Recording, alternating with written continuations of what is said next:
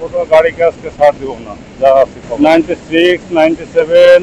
এই যে মসজিদটা দেখেন জল জল করতেছে, কত সুন্দর লাগে। বন্ধু যাচ্ছে, বাইকার বা একেবারে গাড়ির টাঙ্কির উপর বসে চালাচ্ছে। বন্ধুত্বের জয় হোক। এই যে মানুষ পার হচ্ছে, এগুলো খুব বিপজ্জনক।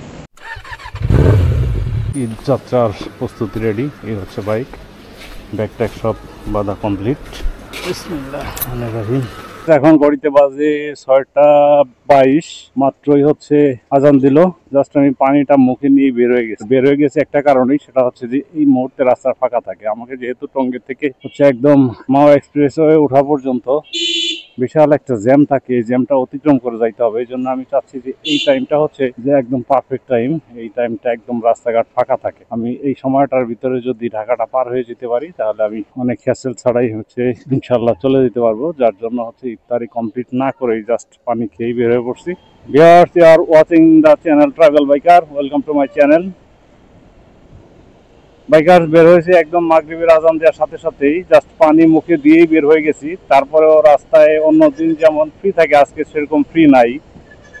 ডিউটি আজকে হচ্ছে বৃহস্পতিবার 27 রোজা, কারণ সবারই আজকে ছুটি হয়েছে। তার জন্য রাস্তায় অন্য দিন রমজানের সময় এই টাইমটায় একদম রাস্তা পুরো ফাঁকা থাকে, কিন্তু আজকে সেই তুলনায়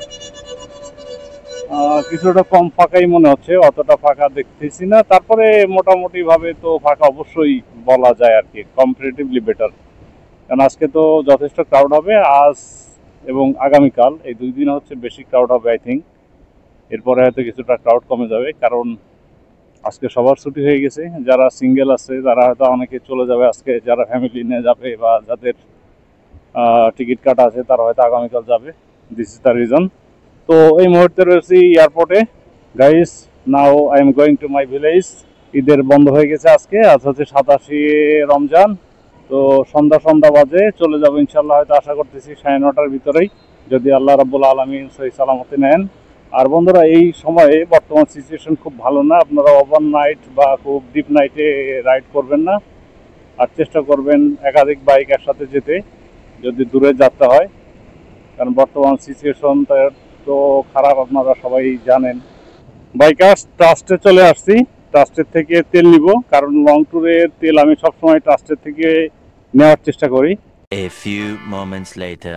সবসময় ভিড় থাকে, তবে আজকে একটু ভিড় বেশি, কারণ সবাই তো বাড়ির দিকে রওনা হচ্ছে। তো 1200 টাকার তেল নিলাম। বাইকার, শপিং মলগুলো ঈদের সাজে সেজেছে, দুই সাইডে খুবই সুন্দর লাগতেছে। এক্সপ্রেসওয়েতে অলরেডি উঠে গেছি। আর বৃহস্পতিবার, আবার আজকে 27 তারিখ, রাস্তায় প্রচুর গাড়ির চাপ হবে, এটাই স্বাভাবিক। 3 বন্ধু যাচ্ছে, ছোট গাড়ি 100। বন্ধুই মানে হচ্ছে যে অনেক কিছু, সবকিছু শেয়ার করে নেওয়া। 100-এ একদম ফুল 3 জন যাচ্ছে। বাইকার বা একেবারে গাড়ির টাঙ্কির উপর বসে চালাচ্ছে। বন্ধুত্বের জয় হোক।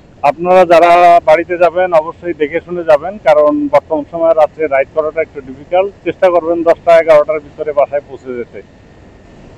আর এমএইচের আলো কিন্তু খারাপ না, দেখতে পাচ্ছেন মোটামুটি ভালোই দেখা যায়। হাইওয়েতে একেবারে খারাপ দেখা যাচ্ছে না। তো সেক্ষেত্রে বলবো যে 800 টাকা লাইট হিসেবে এমএইচ হাঙ্কের জন্য অবশ্যই একটা ভালো এলইডি হতে পারে, আপনারা নিতে পারেন, খারাপ না। আমি মোটামুটি স্যাটিসফাইড। কত রে ভাই? 20 টাকা। এখানে একটু রেস্ট নিব, ইফতার করে আর দাঁড়াই নেই, 5 মিনিট এখানে একটু ব্রেক দিব। ভিউয়ার্স, এই মুহূর্তে আসছে হচ্ছে হযরত আদম আলাইহিস সালাম এক্সপ্রেসওয়েতে, ধলেশ্বরী নদীর প্লাজায়। এই ভাইয়ের সাথে এখানে পরিচয় হলো। ভাই যাবে শরীয়তপুর। তো দুজনেই করলাম যে একসাথেই যাই। যদি এখন মাত্র সন্ধ্যা, কোনো ঝামেলা নাই, তারপরেও রাস্তায় বিপদ আপদের কথা তো বলা যায় না। এই জন্য বললাম যে চলেন দুইজনে একসাথে যাই। ব্রেকটা দিয়ে একটু ভালো লাগতেছে। খুব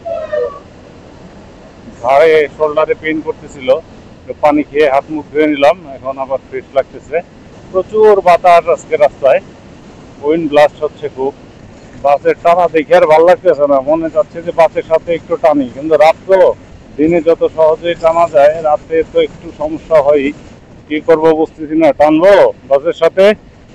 একটু টান দেখি, যা আছে কপালে।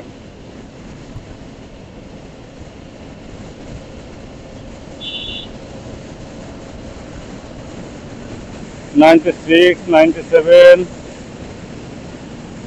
বাস খালি ওভারটেক করার জন্য পারাপারি করতেছে পিছনে দুই তিনটা, ছাড়বো না, এদের আগেই থাকবো, দেখি কত দূর পারোটাই না থাকতে। 95-এ চলতেছে এখন, ইচ্ছা করেই আর উঠাচ্ছি না স্পিড। রাত তো অনেক সময় কুকুর টুকুর শিয়াল সামনে চলে আসে, এই যে মানুষ পার হচ্ছে, এগুলো খুব বিপজ্জনক। 98, 97 এই দুইটা পারাপারি করতেছে, কে কার আগে যাবে কোনো ছাড় হবে না, কোনো গাড়িকে আজকে ছাড় দিব না, যা আছে কপালে। বাস খালি জ্বালায়, খালি চাপ দেয়, খালি ওভারটেক করে। ট্রাস্টের তেল আসলেই ভালো, ট্রাস্টের তেল নিলে গাড়িতে যে পিক আপ দেয়, যে স্মুথনেস পাই, এটা অন্য কোথাও থেকে আমি পাই না। এটা মানসিক কারণে হোক আর তেলের গুণাগুণের জন্য হোক, যে কোনো কারণে হোক। Welcome to toll plaza Padma সেতু।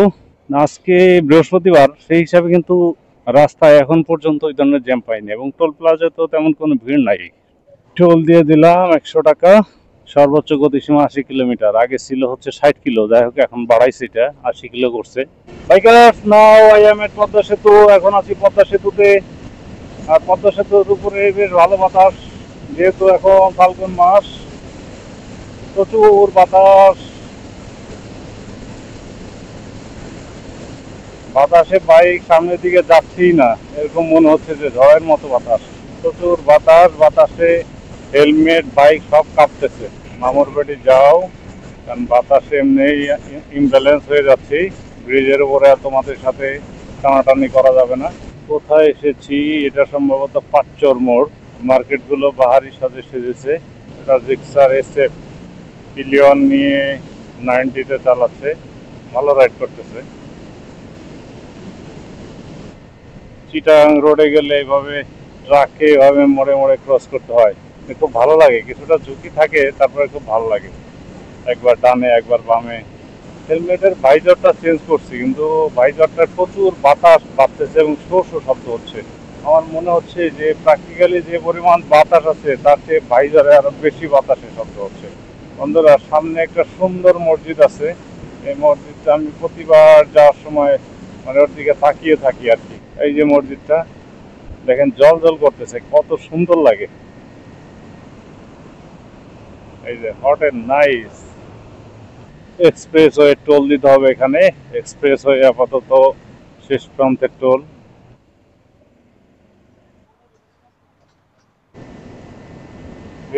এটাই হচ্ছে ভাঙা মোড়, এইটা হচ্ছে সেই ঐতিহাসিক ভাঙা মোড়। অনেকগুলো রাস্তার সংযোগ এখানে। ভিউয়ার্স, এই টু ওয়ে রাস্তার একটাই সমস্যা, যে অপোজিট থেকে বাস বা ট্রাকের এত পরিমাণ হেডলাইটের আলো থাকে, ওই দেখেন কয়টা হেডলাইট লাগানো, যে সামনের গাড়ি কিছুই দেখা যায় না। এই একটাই হচ্ছে যে আমার সবচেয়ে বিরক্তিকর লাগে, এবং এটা ডেঞ্জারাস। এই জন্য এখানে টানাটানি করতেছি না, এই বাসটার পিছনে পিছনে যাচ্ছি। আলোগুলো হচ্ছে যে ও ই করে যায়, রাস্তাও পরিষ্কার করে দিয়ে যাক, আমি ওর পিছনে পিছনে যাই। বন্ধুরা, চলে এসেছি মকসুদপুরে। রওনা হয়েছিলাম হচ্ছে 6টা 22, এখন বাজে 9টা 6। 3 ঘন্টা লাগেনি, 6টা থেকে 7টা 8টা 9টা, 3 ঘন্টা লাগেনি, 2 ঘন্টা 40 মিনিট লেগেছে। এর মধ্যে হচ্ছে যে 10 মিনিট 20 মিনিট একটা ব্রেক দিয়েছিলাম, একটা হচ্ছে ধলেশ্বরীতে আর একটা হচ্ছে ভাঙ্গায়। তো যাই হোক, মোটামুটি ভাবে 2.5 ঘন্টায় চলে এসেছি হচ্ছে মকসুদপুরে।